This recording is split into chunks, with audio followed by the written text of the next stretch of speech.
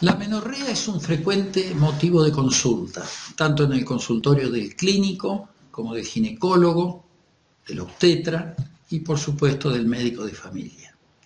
Estamos acá con el profesor doctor Roberto Tosini y queremos escuchar su definición del término amenorrea. Bien, la amenorrea, como su nombre lo dice, es la ausencia de algo, la ausencia de flujo menstrual. Es decir, la falta de menstruación en un periodo determinado de la vida, que es la etapa reproductiva de la mujer. Es decir, en el periodo comprendido entre la menarca y la menopausia. La amenorrea tiene una serie de particularidades debido a que no es una enfermedad o una entidad por sí misma, sino es la expresión de múltiples trastornos o estados fisiológicos de la mujer, ya que puede no presentarse nunca y entonces tratarse de lo que denominamos amenorrea primaria o primitiva, es decir, la mujer que llegada a la edad de su desarrollo puberal no se ha completado, no ha menstruado, o aquella mujer que después de una o más menstruaciones deja de menstruar, que sería una amenorrea secundaria. También aquella mujer que en realidad menstrua, pero no se exterioriza la menstruación porque existe algún trastorno de sus vías excretoras, ya sea a nivel del cuello del útero, a nivel del útero mismo o a nivel de la vagina o vulva, y entonces la sangre se acumula en el interior de la mujer, constituyendo lo que se denomina la criptomenorrea o pseudoamenorrea. Y después están las amenorreas fisiológicas, es decir, dentro de la edad reproductiva, periodos en que la menstruación no aparece, pero no por una enfermedad o por una alteración, sino simplemente por un estado normal, como puede ser el embarazo y la lactancia. Es decir, que el término de amenorrea comprende una multiplicidad de estados normales y patológicos. Respecto a definición también, cuando la amenorrea se instala en una mujer que menstruó previamente, debe pasar, por definición, un periodo de tiempo que va entre los 90 días para la mayoría de los autores, es decir, 3 meses sin menstruar, a 180 para algunos autores, sobre todo los de estirpe inglesa.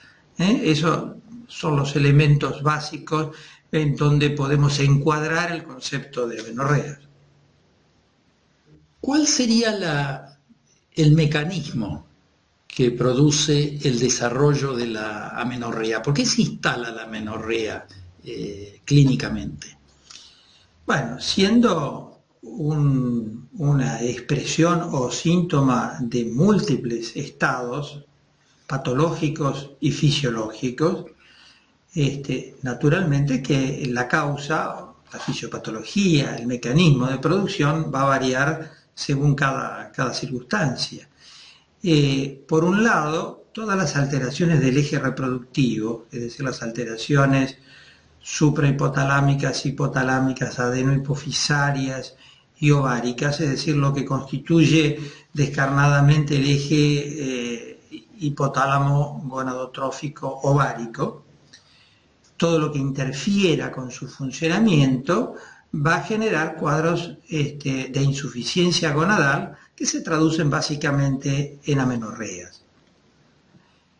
Pero no solamente la malfunción del eje puede causarla, sino también el efector. Es decir, el eje elabora hormonas, básicamente estrógenos y progesterona, que impacta sobre un endometrio que tiene que reaccionar con su etapa de proliferación y secreción para después descamar y producir el fenómeno final de sangrado menstrual cíclico. Si hay un problema a nivel uterino por mal desarrollo del útero, agenesias, hipoplasias, distintas malformaciones, ya sea congénitas o adquiridas, sinequias adquiridas por raspado, por ejemplo, puede la menstruación no producirse porque el efector no responde al estímulo. Es decir, que en la fisiopatología van a intervenir todos los bloqueos de causas genéticas, inflamatorias, tumorales, vasculares, toda la accidentología que puede influir sobre esto, causas oncológicas, como pueden ser los tratamientos oncológicos, por drogas oncológicas, por radioterapia, por extirpación quirúrgica, toda esta playa de alternativas se van a dar como causa productora de la amenorrea. O sea que tenemos realmente una fisiopatología sumamente diversa y circunscripta a cada caso particular. Siendo este un motivo de consulta, como dijimos, ¿cómo interrogamos el síntoma? ¿Qué preguntas le dirigimos al paciente?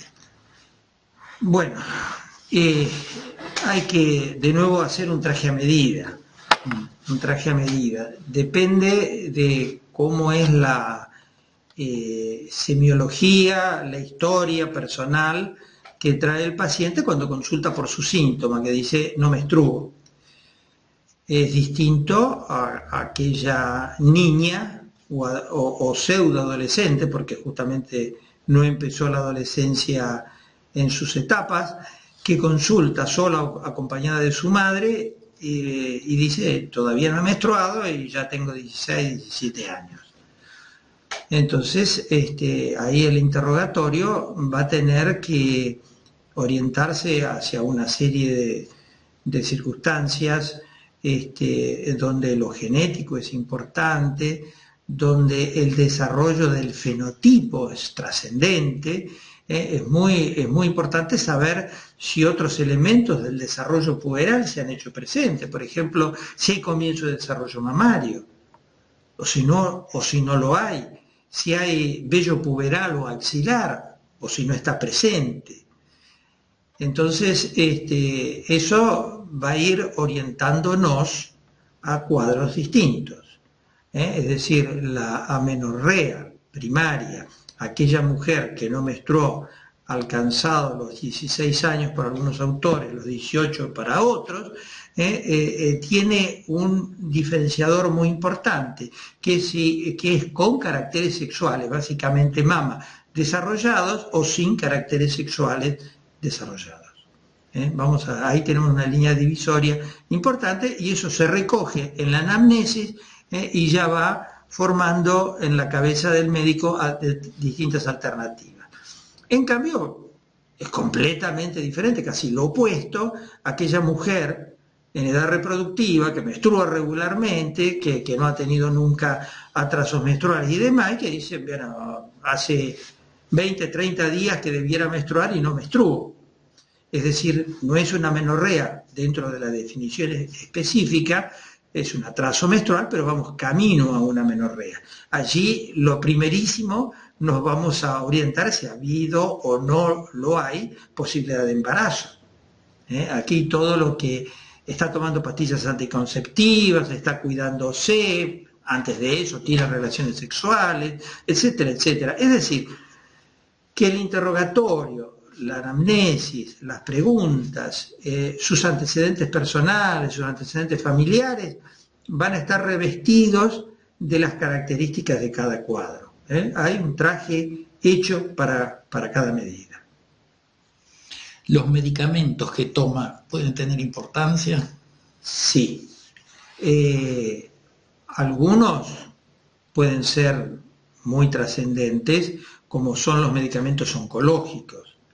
Los tratamientos oncológicos, sobre todo por quimioterapia, en mujeres que ya se han desarrollado en la posmenopausia, en la posmenarca, perdón, tienen una importante posibilidad de producir un daño folicular, un daño ovárico, y a consecuencia de ellos producirse episodios de pocas menstruaciones más o directamente de entrar en amenorrea con falla ovárica transitoria o definitiva.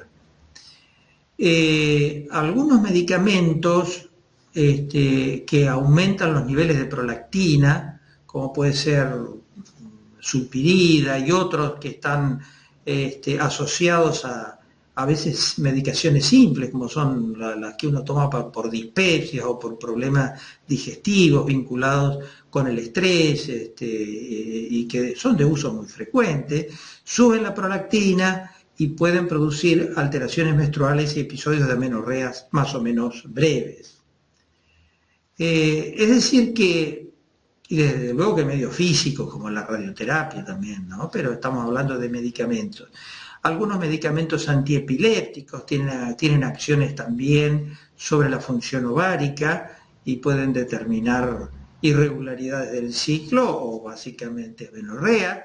Y después medicamentos hormonales, como pueden ser algunos andrógenos o algunas medicaciones derivadas de los andrógenos que hoy en día se están empleando en forma creciente en la población femenina. Quedó muy clara la importancia de la edad del paciente cuando consulta para ubicarse en las preguntas que uno le dirige. ¿Qué podemos decir en cuanto a la cantidad? ¿Tiene importancia en el interrogatorio evaluar la cantidad de pérdida y cómo podemos mensurar desde el punto de vista práctico esto? ¿La cantidad menstrual? La cantidad de sangre perdida. Bueno, se estima que en una menstruación normal la mujer elimina entre 40 y 60 mililitros de sangre. Eso no es muy simple establecerlo. En general uno habla en relación a los tampones o a las toallitas sanitarias utilizadas. Generalmente es raro que sea necesario un cambio más allá de 3, 4, 5 veces en el día, es decir, el cambio de múltiples tampones durante el día y durante la noche está, salvo que sea una paciente muy obsesiva, está indicando una hipermenorrea o un sangrado excesivo. Después está, todo eso se puede, si uno está haciendo una evaluación estricta, se puede pesar. O se puede medir también la concentración de hemoglobina en el material de descarte, pero desde luego que eso significa el acarreo de todos los tampones al laboratorio. Eso se hace con fines de investigación, no con fines prácticos. Con fines prácticos se mide básicamente la repercusión del sangrado en la mujer, si la hemoglobina baja por debajo de 12 gramos, si los glóbulos rojos se reducen, etcétera. Uno está pensando que o esa pérdida sanguínea es muy abundante para esa mujer, o esa mujer no recupera adecuadamente por su médula la pérdida menstrual cíclica. Muy interesante. ¿Qué podríamos decir de los síntomas o signos que acompañan a la menorrea? ¿Cuáles tendrían interés desde el punto de vista práctico e interrogar? Bueno, allí, como lo dijimos en su momento, la separación es bastante trascendente en la menorrea primaria, es decir, aquella mujer que no llegó a menstruar, y la mujer que interrumpe su ciclo ya establecido, más o menos regular. En la mujer que no menstruó nunca, es muy importante, lo mencionamos, lo reiteramos, el desarrollo de los caracteres sexuales secundarios. Hay amenorreas primitivas con mama y sin mamas, por así decirlo de una manera semiológicamente evidente. Amenorreas primitivas con mama pueden ser criptoamenorreas, pueden ser alteraciones del desarrollo de los conductos de Müller, por ejemplo, en el Rokitansky-Kuessner-Meyer, es decir, en trastornos en donde no se desarrolla el útero y el tercio superior de la vagina, pero sí los ovarios, es decir, la mujer cicla, la mujer produce estrógenos, tiene desarrollo mamario, por lo tanto hay telarca, hay pubarca, pero no hay menarca. No hay la primera menstruación y las que siguen. No se presenta nunca menstruación porque no hay endometrio. Entonces, en esos casos vamos a tener amenorreas primarias con desarrollo mamario. Y también está el cuadro interesante por su de presentación muy esporádica, muy aislada, que es el llamado testículo feminizante, en donde la mujer tiene un fenotipo femenino muy normal, mamas muchas veces bien desarrolladas, pero no tiene el desarrollo del vello sexual y no hay menarca. Esto es un trastorno genético de receptores a los andrógenos. En realidad, estas mujeres, entre comillas, tienen testículos, genéticamente son 46XY, tienen alta producción de andrógenos, pero son andrógenos insensibles. Y como además toda gonada produce andrógenos y estrógenos, los estrógenos le desarrollan las mamas, si son estrógenos sensibles. Por lo tanto, son fenotípicamente bien femeninas y genotípicamente bien masculinas. Es una de los cuadros intersexuales o de pseudohermafroditismo masculino. Y después están las amenorreas primitivas con insuficiencia estrogénica, pero que han sido tratadas, como por ejemplo las digenesias gonadales. Todos los otros cuadros, las digenesias gonadales puras, las digenesias gonadales con malformaciones, etcétera, que constituyen las fallas hipotalámicas primitivas, etcétera, son amenorreas primarias sin desarrollo mamario. Y por lo tanto, eso nos va a orientar a un fallo del eje reproductivo que investigaremos a través de las gonadotrofinas y a través de la genética para saber si el problema reside en el polo superior o en el polo inferior del eje. O sea que en ese caso el signo sería la ausencia mamaria. La ausencia mamaria. O sea, enunciamos muy bien el dolor, el cansancio, la ausencia de fenotipo. Fiebre, por ejemplo, ¿podría ser un síntoma que acompañe en algunos casos clínicos la amenorrea? No lo veo presente ahora como síntoma que se asocie. Tendría que ser en algún cuadro infeccioso del aparato genital muy importante que produzca amenorrea, generalmente produce más metrorragias que amenorrea, una endosalpingitis, una endometritis. Muchas veces la amenorrea es a posteriori del cuadro infeccioso agudo por sinequias, por bloqueos, pero durante el proceso agudo no es frecuente la amenorrea, sino la alteración del ciclo, le hace sobre todo metrorragia. Me había orientado mucho a la parte de amenorreas primarias, pero también algunos hechos de amenorrea secundaria tienen fenotipos y tienen características asociadas bastante importantes que vale la pena mencionar. Una son todo ese conjunto de amenorreas centrales por estrés que se llaman ahora actualmente, y que incluye las pérdidas de peso, cuya expresión máxima es la anorexia nerviosa, en cuyo caso tenemos una constelación de síntomas y signos impresionantes. Es prácticamente todo un libro de endocrinología o de psiconeuroendocrinología para estudiarlas. Tenemos las amenorreas psicogénicas, simplemente propias de las chicas que a veces, sobre todo antes, que entraban en internados, que venían del interior y que estudiaban en ciudades grandes y se desconectaban de su familia, o que iban a prisión o internadas de guerra. Son amenorreas psicogénicas. Las amenorreas de las deportistas, las amenorreas de aquellas personas que descienden bruscamente su peso por regímenes intensos y muchas veces inadecuados, y todo eso se debe a modificaciones de la pulsatilidad hipotalámica. Tiene una fisiopatología común, pero tiene un interrogatorio diferenciado.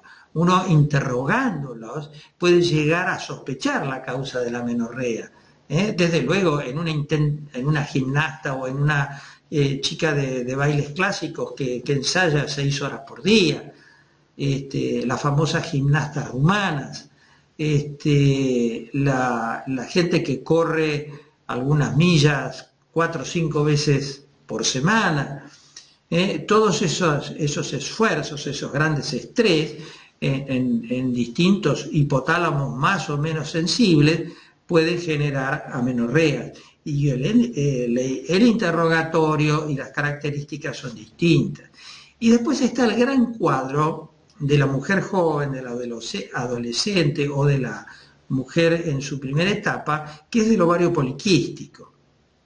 Y allí muchas veces el aumento de peso, el desarrollo piloso un poco más exagerado, algunas manchas en el cuerpo, también nos puede orientar a ese tipo de patología. Es decir, una buena semiología y un buen interrogatorio puede orientarnos a distintas causas de amenorrea. El embarazo ectópico, por ejemplo, ¿qué elementos de alerta pueden surgir del interrogatorio? Bueno, el embarazo ectópico primero es un embarazo, por lo tanto puede haber un atraso menstrual que si se convalida con la determinación de su unidad beta de gonadotrofina coriónica elevada, decimos, bueno, está embarazada.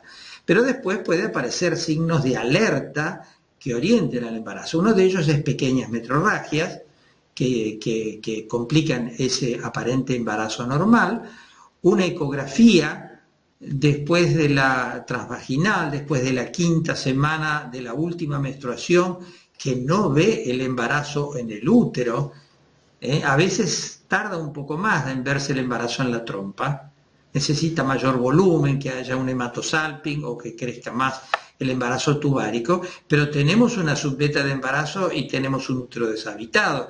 Ya eso es una presunción fuertísima del embarazo ectópico.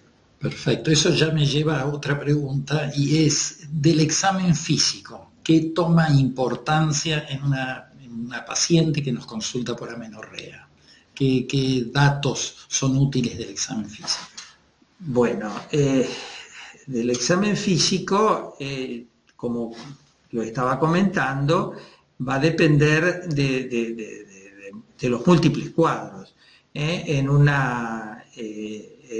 adolescente, en donde los dos grandes grupos que se presentan son los psiconeuroendocrinos y el ovario poliquístico, en uno nos va a demostrar un panículo adiposo casi ausente, muy reducido, nos va a demostrar un estado de estrés agudo o crónico,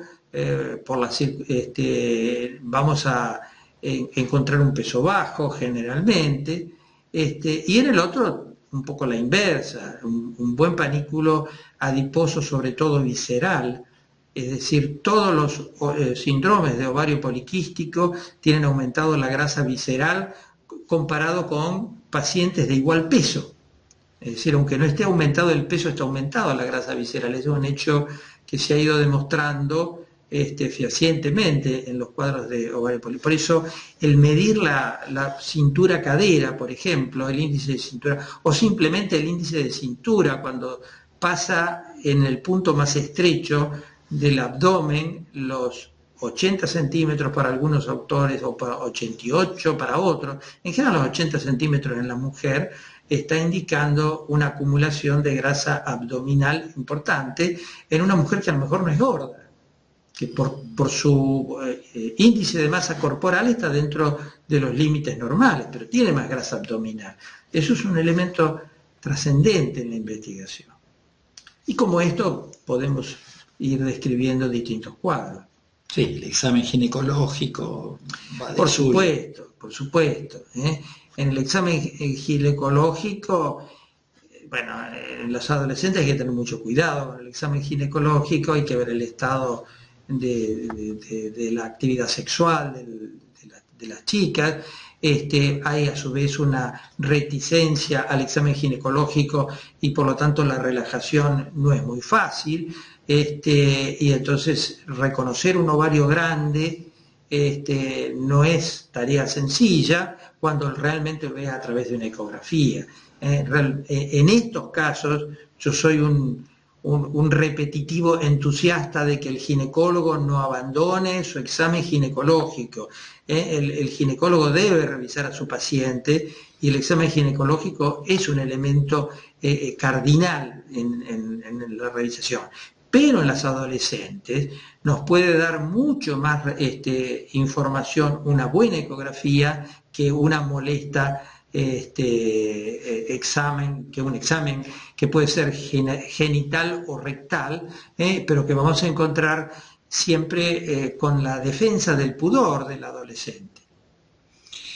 ¿Qué estudios complementarios se le solicita a un paciente que nos consulta por amenorrea? Por ejemplo, el laboratorio. ¿Qué laboratorio general puede ser de utilidad? Bueno, el laboratorio tiene también muchos componentes esenciales. Algunos son definitivos, es decir, ayudan a hacer diagnóstico ya concreto y dependiendo de las circunstancias. Aquí, como decía Ortega y Gasset, soy yo y mis circunstancias. Si la mujer tiene, por ejemplo, una amenorreas cortas, precedidas o seguidas de episodios de oligomenorrea, de manera tal que uno suponga la presencia de un ovario poliquístico, allí la determinación básica es la de andrógenos. La testosterona y sobre todo testosterona libre está bastante bien estandarizada. Se puede pedir lo que se llama andrógenos FAI o el índice de andrógenos libres. Se puede pedir también de hidroepiandrosterona sulfato, que es un marcador de andrógenos adrenales, que entre el 20 y el 30 y pico % en el ovario poliquístico está también comprometido, está aumentado. El otro tema importante del ovario poliquístico es la resistencia a la insulina, pero los estudios de laboratorio no son tan prácticos. La insulinemia normal tiene un rango muy amplio, dentro de los cuales entran los valores del ovario poliquístico. Es decir, si uno en una paciente que supone una alteración del ciclo con amenorrea por ovario poliquístico y le pide una insulinemia basal, es probable que le dé 7, 8, 5 microgramos por mililitro y eso no le dice nada. Es muy raro que le dé valores realmente altos, 30 por ejemplo, que son valores altos. Cuando lo da, bueno, es un dato fuerte para considerar, pero la inmensa mayoría no lo va a tener. Entonces se busca estudios más finos como el OMA, de resistencia a la insulina. Se busca el test de sobrecarga oral a la glucosa con toda la curva no solo de glucemia sino de insulinemia, y eso nos puede ir aportando datos de laboratorio importantes para el tratamiento posterior. También puede en las amenorreas con falla ovárica, es decir, cuando hay una amenorrea ya sea primitiva o secundaria, pero con bajo nivel estrogénico, que uno puede estar suponiendo una menopausia precoz, un fallo ovárico transitorio o definitivo, o la falta de función ovárica desde el comienzo. Acá la determinación de gonadotrofinas es importantísima. Cuando no hay estrógenos, las gonadotrofinas pueden estar altas o bajas. Si están altas, está indicando claramente que hay una falla de la gonada en producir los esteroides sexuales correspondientes, básicamente estrógeno y progesterona. Eso, si se ocurre al comienzo, es casi siempre de causa genética, digenesias gonadales, absolutas o parciales, acompañadas o no de cuadros de malformaciones tipo Turner o insuficiencias gonadales absolutas, suelen ser casi siempre mosaicos genéticos, y pueden presentar inclusive algún periodo de menstruaciones hasta que se instala la amenorrea definitiva. Pero acá, siempre que haya insuficiencia estrogénica, las gonadotrofinas altas van a estar indicando que el problema está en los ovarios. Si las gonadotrofinas están muy bajas, sobre todo la LH, va a estar apuntándonos al polo superior, hipotálamo hipofisario. O sea que la determinación de las gonadotrofinas son fundamentales en las insuficiencias hipoestrogénicas, en las amenorreas hipoestrogénicas. ¿Cómo sabemos que es una amenorrea hipoestrogénica? Bueno, por la involución o la falta de los desarrollo de los caracteres sexuales secundarios, o bien por estudios como la determinación de estrógenos en sangre. El estradiol en un ciclo normal oscila entre 50 y 150 picogramos por mililitro. Por debajo de 20 son valores de menopausia. Entonces, si tenemos esos valores, son amenorreas hipoestrogénicas francas. Otra manera simple de saberlo, el test de la progesterona. En una mujer que ya lleva un tiempo sin menstruar, en una amenorrea, uno le inyecta 100 o 200 miligramos de progesterona o le da progesterona por boca durante 5 días o una semana, y si tiene buen nivel estrogénico va a menstruar en los próximos 10 días. Y entonces uno dice, es una amenorrea leve, progesterona positiva, o sea, con nivel estrogénico adecuado. Ese endometrio estaba proliferado, por lo tanto había estrógenos. Si no responde, bueno, es posiblemente una amenorrea hipoestrogénica. Es una manera práctica, simple, de zanjar la duda clínica. Muy bien.